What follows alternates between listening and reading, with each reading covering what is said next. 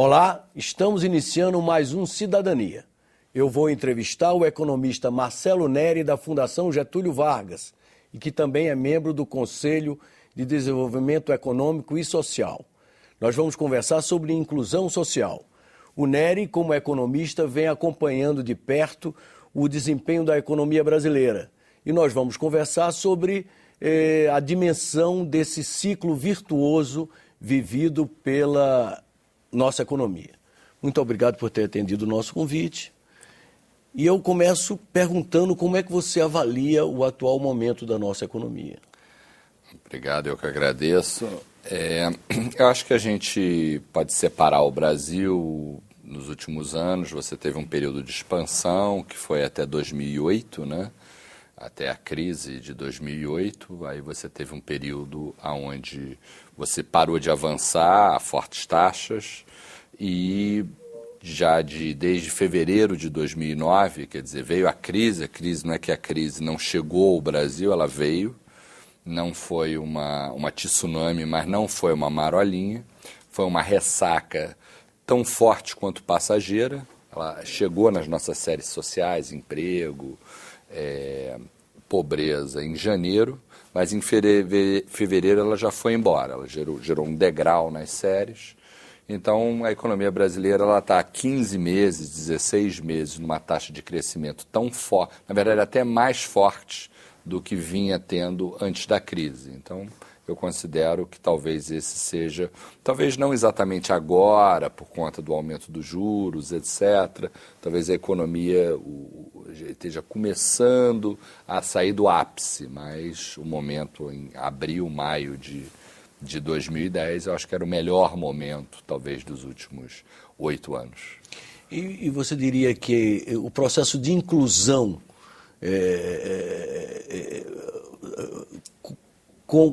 consentâneo com o processo de crescimento seria a marca desse período? Eu acho que sim, acho que na verdade a redução de desigualdade, eu acho que é a grande marca dos anos da década passada. Desde 2001 a desigualdade vem caindo, há uma taxa nunca antes observada nas séries estatísticas brasileiras que começam em 60. E o aspecto interessante é que a desigualdade agora ela está caindo até mais forte do que estava caindo nesse período. Então não é uma década que acabou, estamos numa nova década. Não, a desigualdade segue caindo e isso explica por que a pobreza no Brasil está caindo tanto nesses últimos tempos, porque essa combinação de crescimento com redução de desigualdade. Mas agora, nesse momento, nos últimos 15, 16 meses, a desigualdade está caindo fortemente, com geração de emprego, aumento de renda. Então, é um processo que continua. E ele, na verdade, esse processo começou mesmo desde o fim da recessão de 2003. E como é que você dimensiona esse aporte de pobres saindo da faixa de pobreza e atingindo as classes médias? Quer dizer, do período 2003 até 2008, 19,5 milhões de pessoas cruzaram a linha de miséria, que é mais ou menos R$140 mês por pessoa. Quer dizer, a proporção de pessoas que não tinham e passaram a ter esses R$140 mês por pessoa, 19,5 milhões passaram nesse período. Durante a crise, a pobreza não aumentou, ela está caindo 1,5%, que é bem menos do que vinha caindo antes, mas não aumentou. E de 2009, no final quer dizer, nos últimos 15 meses, você já está numa taxa, a pobreza está caindo a 10% ao ano, que é uma taxa bastante alta, se você pensar em termos dos objetivos do milênio, que é reduzir 50% em 25 anos, a meta de redução de pobreza, você está fazendo 10% em um ano. O momento agora, acho que é um momento muito especial. Em termos percentuais, você diria que a pobreza no Brasil, recentemente, reduziu-se em quantos por cento? De 2003 a 2008 caiu 43%. São esses 19,5 milhões de pessoas que saíram. Em 2009 caiu mais 1,5, então arredondando 45, etc. E agora está caindo a uma taxa alta. Eu diria que provavelmente a gente deve estar cumprindo a meta do milênio em 7 anos ao invés de 25. assim, incluindo o período de crise no meio.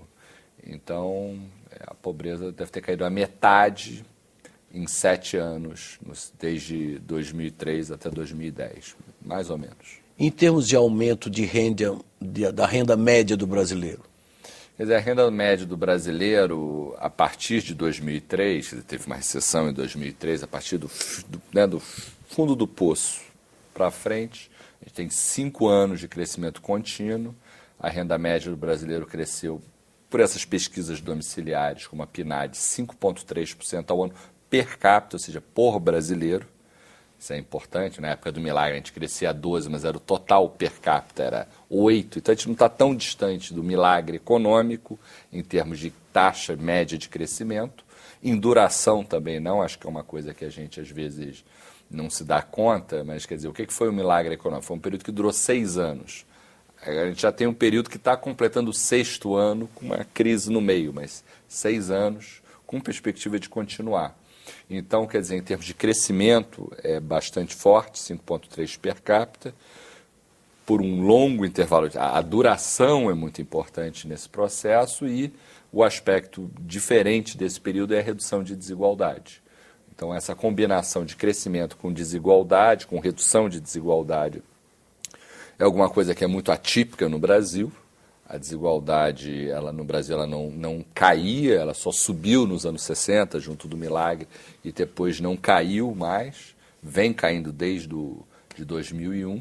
E, na verdade, se olhar para os Estados Unidos, Europa, Índia, China, os outros BRICS, a desigualdade lá está aumentando. Aqui ela está caindo junto com outros países latino-americanos, mas o Brasil está bem posicionado nessa... Então, se você fosse fazer uma estimativa de médio e longo prazo, você diria que, caminhando nesse ritmo, aonde vamos? Quer dizer, a gente tem uma projeção na nossa pesquisa, que a gente chama esse período de 2003 a 2008 de pequena grande década. Pequena na extensão, grande nos resultados. Você, nesses 5 anos, olhando 31,9 milhões foram incorporados a classe média, o surgimento dessa nova classe média. Isso, se você manter o ritmo de 2003 a 2008, de crescimento com redução de desigualdade, para os próximos 5 anos, você pode, mais 14,5 milhões de pessoas podem sair da miséria, ou seja, você cai a metade a esse ritmo nos próximos 5 anos, até 2014, e mais 36 milhões de pessoas são incorporadas às classes ABC, classe média, no lato sensu. Então, quer dizer, de 2003 a 2014, você teria 68 milhões de pessoas incorporadas. Quer dizer, 32 já aconteceram até 2008. Nossa projeção é que mais 36 possam acontecer. E até o ritmo que a gente vem seguindo agora está até acima desse ritmo. É verdade que esse ano de eleição, a economia tende a estar mais aquecida sempre em eleições no Brasil, os resultados mostram isso. Mas eu acho que, obviamente, tem a crise europeia, esse é um problema. Mas se o mundo não desgringolar, eu acho que o Brasil pode ter mais 5 anos, e aí num período de 10, 11 anos é que você muda o país. Quer dizer, o milagre foi um período de 6 anos com aumento de desigualdade. Esse pode ser um período de 11 anos, não crescendo tanto quanto crescemos no milagre, mas de uma maneira mais sustentável e com redução de desigualdade. E aí a gente tem essa inclusão social, né, que é o nome do programa, acontecendo. E como é que você, como economista, que gargalos você localiza nessa trajetória do Brasil rumo ao pleno desenvolvimento?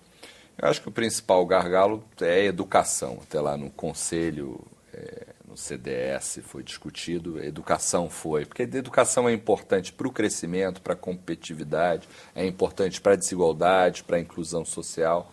E eu acho que a agenda, acho que a gente já botou as nossas crianças na escola. Falta botar o jovem no ensino médio mais, mas melhoramos muito em universalizar, na direção da universalização da educação. Falta dar qualidade. Então, acho que esse é o grande desafio. A diferença é que hoje a gente sabe a qualidade da escola, de todas as escolas públicas brasileiras, através do Prova Brasil, acabou de sair o resultado de 2009. A gente tem metas para 2021, um ano antes de celebrar 200 anos da independência, para realmente a gente celebrar ou não, né? Esperamos que haja a celebração. Então, a gente tem metas de qualidade de educação.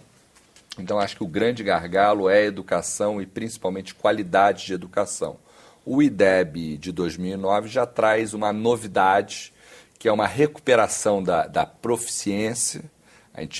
O IDEB, que entra, é o Índice de Desenvolvimento de Educação Básica, que combina o fluxo escolar, os estudantes passando de ano ou não, e o que cada um aprende através de uma prova. Ele subiu já bastante desde 2005, subiu de 3,8 para 4,6. A nossa meta de 0 a 10 atingiu o nível 6 em 2021, que é mais ou menos que é a média da OCDE. Então, o Brasil quer ser OCDE em 2005, que é a OCDE em 2005, em 2021. É uma meta auspiciosa, mas acho que esse é o grande gargalo, vale para a economia, vale para a inclusão social. Eu acho que eu adoraria que essa fosse a década da qualidade